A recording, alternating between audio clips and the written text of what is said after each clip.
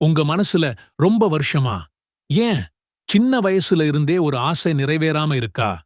ராத்திரி நேரத்துல தனிமையில அதுக்காக கண்ணீர் விட்டு துவா செஞ்சிருக்கீங்களா? யா அல்லாஹ், இந்த ஒரு ஆசைய மட்டும் எப்படியாவது நிறைவேத்தி வச்சிடு அப்படின்னு திரும்ப திரும்ப இறைஞ்சிரீங்களா? அது ஒரு நல்ல வேலையா இருக்கலாம், கல்யாணத் தடையா இருக்கலாம், குழந்தை பாக்கியமா இருக்கலாம், இல்ல தீர்க்கவே முடியாத மாதிரி ஒரு கடன் பிரச்சனையா கூட இருக்கலாம். எதுவா இருந்தாலும் சரி, அந்த ஆசை நிறைவேறாதப்போ மனசுல ஒரு சோர்வு வர்றதும், சில சமயம் நம்பிக்கை கொஞ்சம் குறையறதும் ரொம்ப இயல்புதான். ஆனா அல்லாஹ் நம்ம மேல ரொம்ப கருணையுள்ளவன். நமக்காக சில பொக்கிஷங்களை குர்ஆன் மூலமாகவும், அவனுடைய தூதர் நபி ஸல்லல்லாஹு அலைஹி வஸல்லம் அவர்கள் மூலமாகவும் நிறைய அருமையான வழிகளை நமக்காக கற்றுத் தந்திருக்கிறான். அப்படிப்பட்ட ஒரு பொக்கிஷம்தான் இன்னைக்கு நாம பார்க்கப் போற ஒரு சக்தி வாய்ந்த திக்ரு. இந்த திக்ரை நீங்க முழு நம்பிக்கையோட சரியான முறையில வெறும் 7 தடவை சொன்னா போதும், அல்லாஹ் உங்களுடைய மலை மாதிரி இருக்கிற கவலைகளையும் பல வருஷமா இருக்கிற ஆசைகளையும் நிறைவேத்தி வைப்பான்னு நபிமொழி நமக்கு வாக்குறுதி தருது. ஆமா, வெறும் 7 முறை சொல்றதால உங்க வாழ்க்கையில மிகப்பெரிய அற்புதங்களைக் காண முடியும். வெறும் வார்த்தைகளைச் சொல்றதால இது எப்படி சாத்தியமாகும் அப்படின்னு நிறைய பேர் நினைக்கலாம். சகோதர சகோதரிகளே, இது சாதாரண வார்த்தைகள் கிடையாது. இது எல்லாம் வல்ல அல்லாஹ்வின் திருமறையான குர்ஆன்ல வசனமான 129வது வசனத்தில் வர்ற ஒரு துஆ. அந்த துஆ இதுதான்: ஹஸ்பி அல்லாஹு லா இலாஹ இல்லா ஹுவ அலைஹி தவக்கல்து வஹுவ ரப்புல் அர்ஷில் ஆதீம். அல்லாஹ் எனக்கு போதுமானவன், அவனைத் தவிர வணக்கத்திற்குரியவன் வேறு யாருமில்லை. அவனையே நான் சார்ந்திருக்கிறேன், அவன் மகத்தான அர்ஷின் அதிபதியாவான். இதோட ஆதாரம் என்னன்னு முதல்ல நாம தெரிஞ்சுக்கணும். அபூதாவூத் என்கிற ஹதீஸ் நூல்ல 5081 எண்ணுல ஒரு செய்தி பதிவாகியிருக்கு.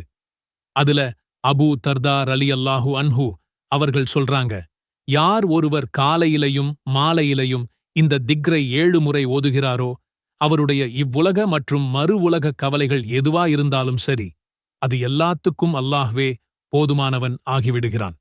சுப்ஹானல்லாஹ். யோசிச்சுப் பாருங்க, இந்த முழு உலகத்தையும் படைச்ச அல்லாஹ்வே நான் உனக்கு போதும் அப்படின்னு சொன்னா, நமக்கு அதைவிட பெருசா என்ன வேணும்? நம்மளோட தேவைகளும் ஆசைகளும் அந்த பிரபஞ்சத்தோட அதிபதிக்கு முன்னாடி ஒரு விஷயமே இல்லை. இந்த திக்ரோட முழு அர்த்தத்தையும் நாம புரிஞ்சுக்கிட்டு சொல்லும்போது அதோட சக்தி இன்னும் பல மடங்கு அதிகமாகும்.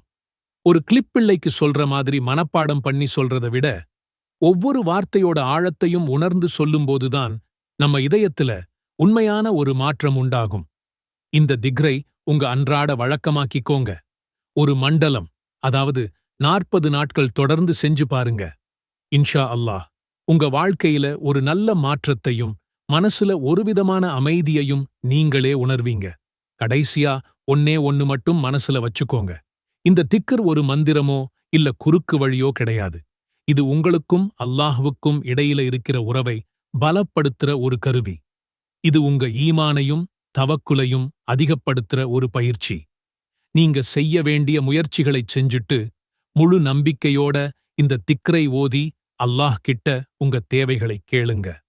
நிச்சயமாக அவன் உங்கள் அழைப்புக்கு பதிலளிப்பான். அவன் நாடினால் உங்கள் நீண்ட நாள் ஆசைகளை நிறைவேற்றி உங்கள் கவலைகளை நீக்கி உங்கள் வாழ்வில் நிம்மதியையும் சந்தோஷத்தையும் அருள்வான். எல்லாம் வல்லல்லாஹ் இந்த திக்ரை முறையாக ஓதி அவனது அருளைப் பெறும் பாக்கியத்தை நம் அனைவருக்கும் தந்தருள்வானாக. நம்முடைய ஹலாலான ஆசைகள் அனைத்தையும் நிறைவேற்றி வைப்பானாக. சில நேரங்கள்ல வாழ்க்கை ரொம்பவே பாரமா இருக்கு இல்லையா? அடுத்தடுத்து வர்ற சோதனைகளால சோர்ந்து போய் இனி பிடிச்சு நிக்க ஒரு துரும்பு கூட இல்லைன்னு நினைக்கிறீங்களா? நாம போற பாதை முழுக்க இருட்டா இருக்கிற மாதிரியும் இனி வெளிச்சத்துக்கே வழியில்லைன்னு இதயம் உடைஞ்சு போயிருக்கா?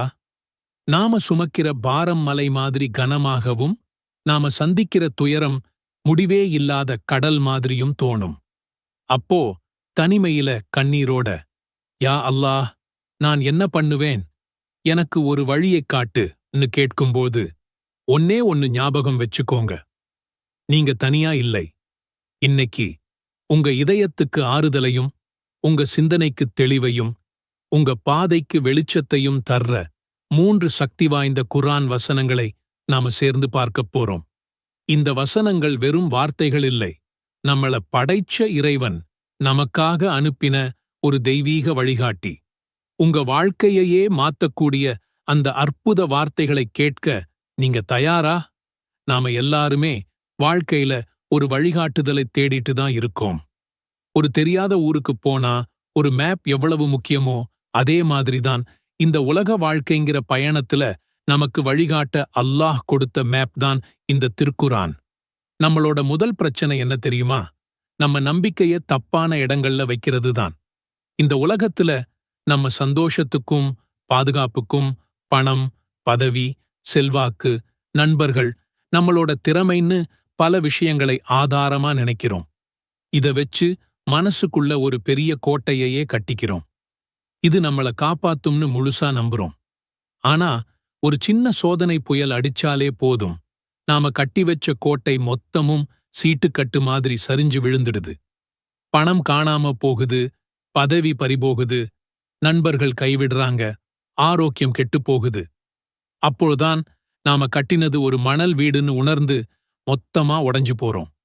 இந்த நிலையைத்தான் அல்லாஹ் திருக்குரான்ல ஒரு அற்புதமான உவமையோட நமக்கு விளக்குறான்.